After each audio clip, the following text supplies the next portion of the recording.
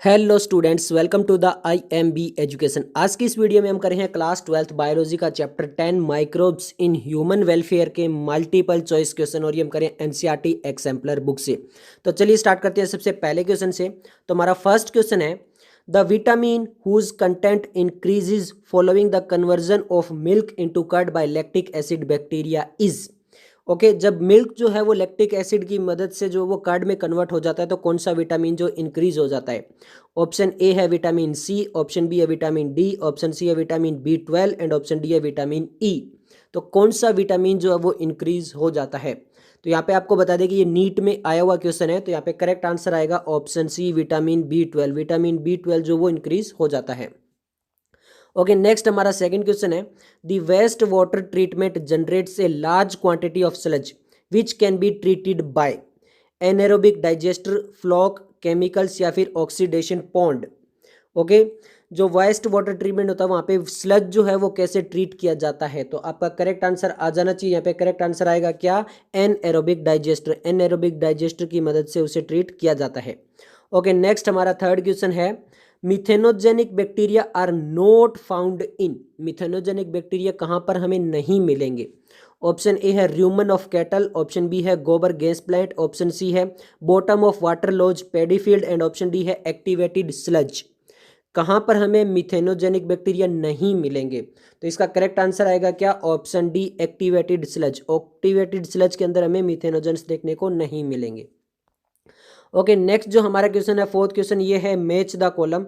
और ये जो टॉपिक है यहाँ से बहुत बार नीट में क्वेश्चन आए हुए हैं, बहुत इंपॉर्टेंट ये टॉपिक है। ओके, तो यहाँ मैच द कॉलम में इधर बैक्टीरिया दिए गए और इधर प्रोडक्ट दिए गए। तो बैक्टीरिया दिए गए Aspergillus niger, Acetobacter aceti, Clostridium butylicum, Lactobacillus. इधर प्रोडक्ट दिए गए lactic acid, butyric acid, acetic acid and citric acid.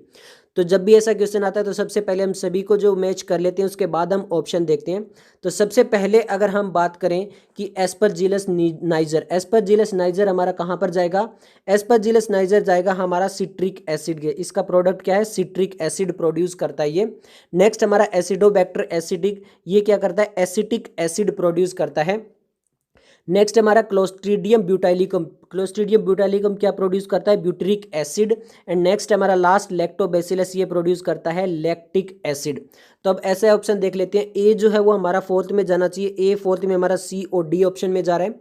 Next हमारा बी जो है वो थर्ड में जाना चाहिए, ऐसा सी ऑप्शन में जा रहा है। ओके, नेक्स्ट सी जो वो सेकंड के अंदर और डी फर्स्ट के अंदर, तो हमारा करेक्ट आंसर आ जाएगा ऑप्शन सी। ओके, अगर आपको फिजिक्स, केमिस्ट्री और बायोलॉजी की +1 to NCERT एक्सेम्पलर बुक डाउनलोड करनी है तो आप हमारा टेलीग्राम चैनल ज्वाइन कर सकते हैं। वहाँ पे हम डेली नीट के क्वेश्चन भी अपलोड करते हैं, 1-2, ठीक है, क्विजीज के लिए। तो चलिए स्टार्ट करते हैं नेक्स्ट फिफ्थ क्वेश्चन से। Match the following list of bio active substance and their roles. यहाँ पे बायो एक्टिव सब्सटेंस दिए गए हैं, statin, cyclosporin, streptokinase and lipase. उधर इधर लिखा गया उनका रोल क्या हो सकता है। तो हमें मैच द कॉलम, अगला नेक्स्ट क्वेश्चन भी है। यहाँ पे लिखा है removal of oil stain, removal of clot from blood vessels, lowering of blood cholesterol agent and immunosuppressive agent. तो यहाँ पे किसका क्या रोल हो सकता है? तो यहाँ पे ये थोड़ा सा लेंथी क्वेश्चन हो जाते हैं जो मैच द कॉलम आते हैं, क्योंकि पहले में इन्हें मिलाना पड़ता है और फिर इनका जो है आंसर लगाना पड़ता है। तो आपने मिला लिया होगा अभी तक यहाँ पर। तो यहाँ पर जो इसका करेक्ट आंसर आएगा, सबसे पहले देख लेते हैं। ए जो है हमारा स्टेटिन, वो किसके अंदर यूज होता है? वो होता है लोवरिंग ऑफ ब्लड कोलेस्ट्रॉल के अंदर। तो ए जो है वो थर्ड के साथ चला जाएगा। नेक्स्ट हमारा साइक्लोस्पोरिन ए, ये किस में होता है? इम्यूनोसप्रेसिव एजेंट की तरह यूज किया जाता है। नेक्स्ट हमारा सी जो है स्ट्रेप्टोकाइनेज, स्ट्रेप्टोकाइनेज जो है वो किस में यूज किया जाता है? हमारा removal of clot from blood vessels. And last है लाइपेज, लाइपेज को कहाँ पे यूज करते हैं हम? रिमूवल ऑफ ऑयल स्टेन के अंदर। तो देख लेते हैं ऐसा ऑप्शन क्या है हमारा। ए जो वो ए जो है वो हमारा थर्ड के साथ जाना चाहिए, तो ए थर्ड के साथ केवल एक ही ऑप्शन में जा रहा है। बी जो है हमारा फोर्थ के साथ, ये भी एक ही ऑप्शन में जा रहा है। सी सेकंड के साथ एंड डी फर्स्ट, तो हमारा आंसर आ जाएगा ऑप्शन डी। ओके, नेक्स्ट हम सिक्स्थ क्वेश्चन देख लेते हैं। The primary treatment of waste water involve the removal of. जो प्राइमरी ट्रीटमेंट होता है उसमें हम क्या रिमूव करते हैं? यहाँ से नीट में क्वेश्चन आ चुका है, ये भी आपको बता दें, प्राइमरी ट्रीटमेंट से नीट के अंदर क्वेश्चन आ चुका है रिसेंट ईयर के अंदर। तो ऑप्शन ए दिया गया dissolved impurities, stable particle, toxic substance and harmful bacteria. तो यहाँ पर जो है वो किसका रिमूवल किया जाता है? आपको आ जाना चाहिए स्टेबल पार्टिकल्स। जो स्टेबल पार्टिकल्स होते हैं, ओके, सॉलिड पार्टिकल्स जो होते हैं उनको रिमूव किया जाता है किसके अंदर? प्राइमरी ट्रीटमेंट के अंदर। ओके, नेक्स्ट हमारा सेवंथ क्वेश्चन है, the BOD of waste water is estimated by the measuring of the amount of. जो BOD होता है उसको हम कैसे मेजर करते हैं? ऑप्शन ए है total organic matter, option B है biodegradable organic matter, option C है ऑक्सीजन इवोल्यूशन, या फिर ऑप्शन डी है ऑक्सीजन कंजप्शन। तो उसको हम मेजर करते हैं कैसे? ऑक्सीजन कंजप्शन से, कि कितना ऑक्सीजन कंजप्शन हो रहा है वहाँ पर। तो इसीलिए इसका करेक्ट आंसर आ जाएगा ऑप्शन डी।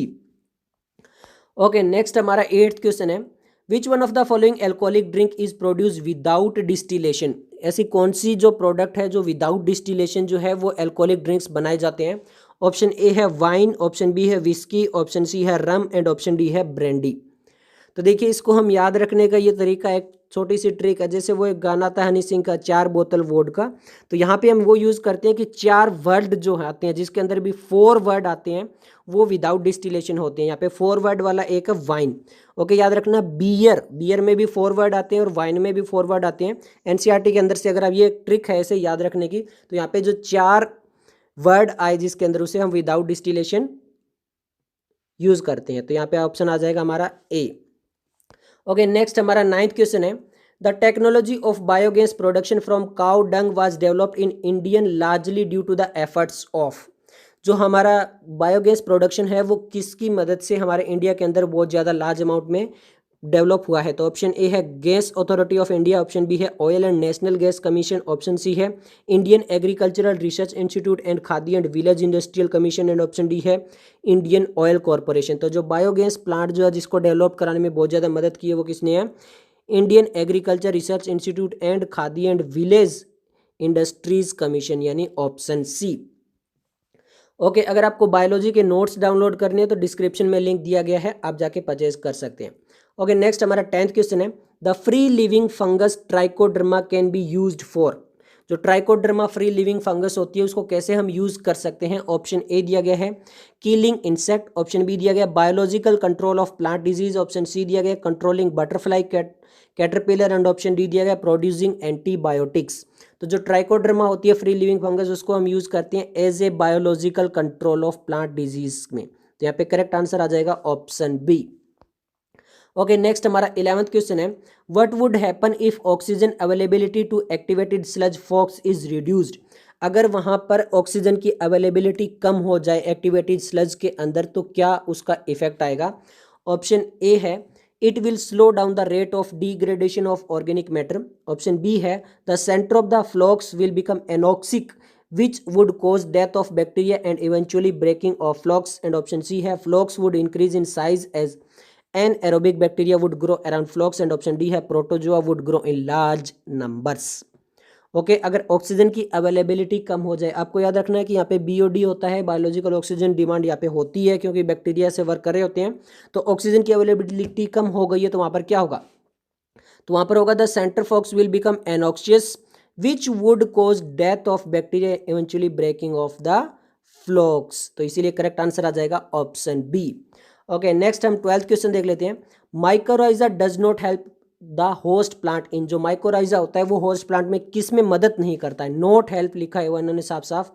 तो ऑप्शन ए दिया गया enhancing its phosphorus uptake capacity, option B दिया गया increasing its tolerance to drought, option C दिया गया enhancing its resistance to root pathogen, and option D दिया गया increasing its resistance to insect.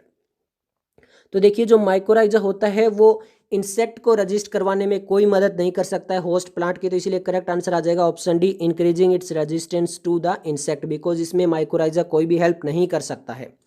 Okay, next हमारा 13 question है, which one of the following is not A nitrogen fixing organism. इनमें से कौन सा एक नाइट्रोजन फिक्सिंग ऑर्गेनिज्म नहीं है? ऑप्शन है एनाबेना, नोस्टॉक, एजोडोबैक्टर एंड स्यूडोमोनास। तो यहाँ पे आपका करेक्ट आंसर आ जाना चाहिए, बहुत ही आसान सा है, कौन सा नाइट्रोजन फिक्सिंग ऑर्गेनिज्म नहीं है? तो यहाँ पे करेक्ट आंसर आ जाएगा ऑप्शन डी स्यूडोमोनास, जो वो नाइट्रोजन फिक्सिंग नहीं करता है। एनाबेना, नोस्टॉक और एजोडोबैक्टर नाइट्रोजन फिक्सिंग करते हैं। नेक्स्ट हमारा 14 क्वेश्चन है, big holes in Swiss cheese are made by a. Okay, जो स्विस चीज होता है उसके अंदर जो बिग होल्स होते हैं वो किससे बनते हैं? ऑप्शन ए है ए मशीन, ऑप्शन बी है a bacterium that produce methane gas, option C है a bacterium producing a large amount of carbon dioxide, and option D है a fungus that release a lot of gases during its metabolic activity. तो जो Swiss चीज होता है उसके अंदर big hole बनते हैं because of the carbon dioxide. A bacteria producing a large amount of carbon dioxide अगर वहाँ पे है तो वहाँ पे बनेंगे लार्ज होल स्वीस चीज के अंदर। ओके नेक्स्ट हमारा 15 क्वेश्चन देख लेते हैं। The residue left after methane production from cattle Dang is. Okay वहां पर हमें बताना है कि कौन सी चीज सबसे ज्यादा बच जाएगी। ऑप्शन ए है बर्न्ड, ऑप्शन बी है buried in landfills, option C है used as manure and option D है यूज्ड इन सिविल कंस्ट्रक्शन। जब हम मीथेन का प्रोडक्शन करते हैं तो वह बहुत लार्ज अमाउंट के अंदर रेजिड्यू बच जाता है कैटल डंग से। उसका क्या किया जाए, तो वहाँ पे उसको हम यूज़ कर सकते हैं एज ए मैन्योर, खाद की तरह हम उसको यूज़ कर सकते हैं। तो करेक्ट आंसर आएगा option C used as manure. Okay next हमारा जो है 16th क्वेश्चन है।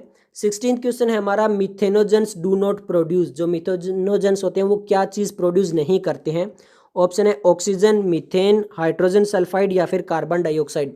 देखिए इससे भी जो वो नीट में 2 बार क्वेश्चन आ चुका है। नीट 2014 में आया था शायद और 13 के आसपास, तो 2 बार यहाँ से क्वेश्चन आ चुका है। तो देखिए कार्बन डाइऑक्साइड, हाइड्रोजन सल्फाइड और मीथेन तो प्रोड्यूस होते हैं मिथेनोजेंस में, बट ऑक्सीजन प्रोड्यूस नहीं होती है। तो इसलिए करेक्ट आंसर आ जाएगा ऑप्शन ए। ओके नेक्स्ट हमारा 17th क्वेश्चन है। Activated sludge should have the ability to settle quickly so that it can. Option दिया गया है be rapidly pump back from sedimentation tank to aeration tank, option B दिया गया है absorb pathogenic bacteria present in waste water while sinking to the bottom of the settling tanks, option C दिया गया be discarded and anaerobic digested and option D दिया गया absorb colloidal organic matter. Okay तो activated sludge के अंदर जो है वो क्या एबिलिटी होती है सेटल, ताकि जो जल्दी से जो चीज़ें हैं वो क्विकली जो है सोल्व हो जाए। तो यहाँ पे आपका करेक्ट आंसर आ जाना चाहिए be rapidly pump back from sedimentation tank to aeration tank. जो बाकी चीज़ें बच जाती है उसको वापस जो है एरिएशन टैंक में पंप कर दिया जाता है। ओके नेक्स्ट हमारा बिल्कुल लास्ट क्वेश्चन आ चुका है अब 18 क्वेश्चन, और ये है मैच द कॉलम। तो टोटल 18 क्वेश्चन है इसमें। Match the item column A and column B and choose the correct answer. हमें यहाँ पे दिया गया lady bird, mycorrhiza, biological control, biogas. इधर दिया गया methanobacterium, trichoderma, aphids and glomus. तो हमें ये बताना है कि यहाँ पे मैच द कॉलम क्या होगा। तो सबसे पहले अगर हम बात करें लेडी बर्ड की, तो लेडी बर्ड हमें किस में मदद करती है। लेडी बर्ड जो होती है वो मदद करती है हमें एफिड्स जो होती है उसको कंट्रोल करने में लेडी बर्ड जो है वो मदद करती है। नेक्स्ट जो माइक्रोराइजा होती है वो क्या बनाते हैं, ग्लोम्यूल्स बनाते हैं, ग्लोम्यूस। तो यहाँ पे बायो कंट्रोल एजेंट जो है वो कौन अभी बताया था, ट्राइकोडर्मा जो है वो बायो कंट्रोल एजेंट की तरह वर्क कर सकती है। और बायोगैस जो होता है वो मिथेनोबैक्टीरिया के द्वारा बनाया जाता है।